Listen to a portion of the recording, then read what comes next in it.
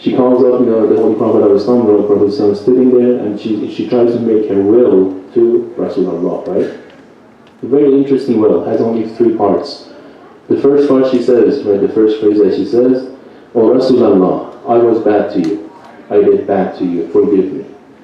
Rasulullah cries for her right there, says, there was no bad in you, there was nothing to be forgiven. You are in good hands and Allah subhanahu wa ta'ala is waiting for you. In one riwayah, the Holy Prophet of Islam says, right, for some people, they like to go to heaven. For others, heaven likes to see them. One of those people is Lady Khadija, right? So the very first thing she says to the Holy Prophet is, "I did bad to you, forgive me." The Holy Prophet in return says, "No, I did not see any bad from you," right? The second thing she says is like, "O Prophet, after me, look after my daughter." And she points out to Lady Fatima to Zahra. Look after her. After me, she's going to become an orphan. Right? And the women of Mecca, how much enmity and enviness they have towards me. Look after her for me. Right? She's a young one. She's a young orphan. The third will, the last one, right? She doesn't say it to Holy Prophet directly. She said, she calls up Lady Fatima to Zahra as she gets closer to her mother. She tells her, she sort of whispers into her ear that, "Oh, my daughter, I am going from this world and I'm scared of one thing. In the resurrection, I do not want to be resurrected without a kafan, because it will be such a long time.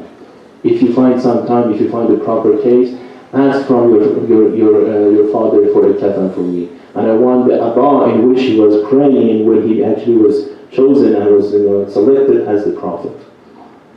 So Lady Fatima Zahra later on comes and tells the Holy Prophet that the request that Lady Khadija has, so the Holy Prophet uses his own abba to actually as the kafan of Lady Khadija.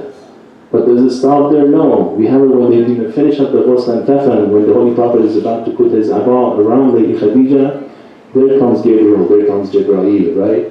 And he brings the kafan from heaven and tells the Holy Prophet of Islam that Lady Khadija gave everything that she had to us, and it is upon us to take care of all of her affairs. And this is a kafan from heaven for her.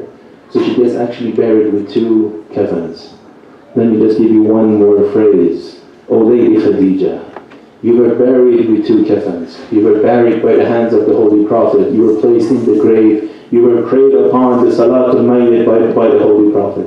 Were you there on the day of Ashura, when Aziza Fatima, when Abu Abdullah al-Hussein went towards the Qatl-Gah, when everything was done and said, when all of the things was done, the holy body of the Aziza Fatima, the very same body that was holding on the shoulder of the Prophet, the body that the Holy Prophet used to kiss, the same body was laying down on the mountains of the Karbala, on the shades of Karbala, the very same body without the head, without a kafan, without any proper burial, for how many days was just laying there under the sun of Karbala. The only thing that was covering the body was the dust of Karbala and the rays of the suns of Karbala. Assalamu alayka ya Aba Abdullah wa ala al-arwah allati hallat bi fana'ik.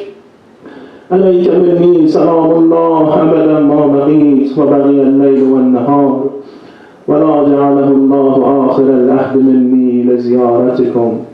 السلام على الحسين وعلى علي بن الحسين وعلى أولاد الحسين وعلى أصحاب الحسين.